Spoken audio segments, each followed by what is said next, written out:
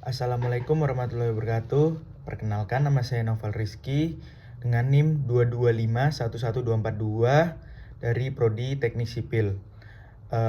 Hari ini saya akan membuat video untuk keperluan ujian tengah semester. Pertama-tama mohon maaf jika saya mengambil video ini di malam hari dan mepet deadline pengumpulan. Untuk biodata saya sendiri, saya perkenalkan kembali, nama saya Noval Rizky. Saya lahir di Ciamis, namun sudah lama atau sejak kecil saya tinggal di Jogja bersama keluarga. Mungkin saya akan menjelaskan daerah Jogja karena saya emang sudah dari lama tinggal di Jogja.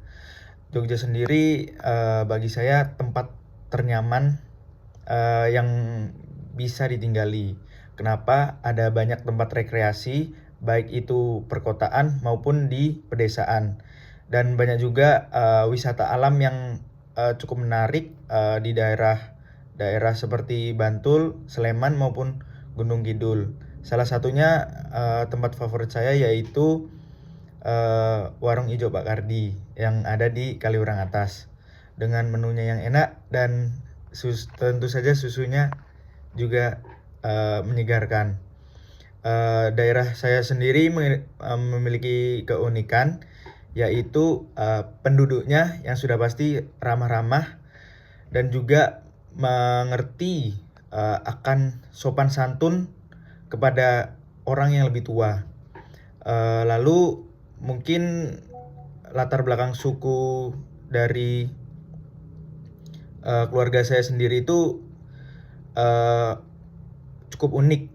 Kenapa? Karena semuanya berasal dari daerah yang berbeda-beda. Saya sendiri karena saya lahir di Ciamis, saya termasuk suku Sunda. Begitu juga ibu saya, yaitu yang berasal dari kota Tasikmalaya. Kemudian orang tua saya juga ya dari ayah itu suku Jawa yang berasal dari Cilacap, dan adik saya sendiri yang lahir dari kota Jogja. Lalu hobi saya sendiri yaitu mengaji. Karena dengan mengaji ini kita bisa mendekatkan diri kepada Tuhan Yang Maha Esa, yaitu Allah Subhanahu wa taala. Untuk pendidikan saya sendiri, saya masuk di sekolah dasar negeri model di Sleman.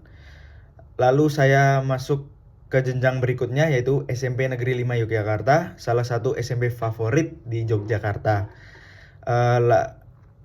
Dengan susah payah saya masuk SMP 5 ini.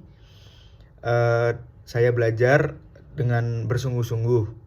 Namun mungkin karena keterbatasan zonasi, saya masuk di SMA 9 dan berakhir di Universitas Islam Indonesia, salah satu kampus Islam terbaik nomor 1 di Indonesia.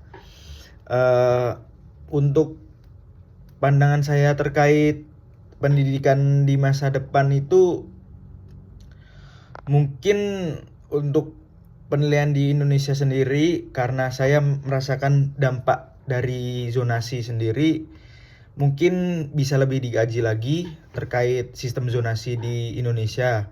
Karena pemerintah Indonesia sendiri mengadakan sistem zonasi pendidikan ini untuk pemerataan pendidikan.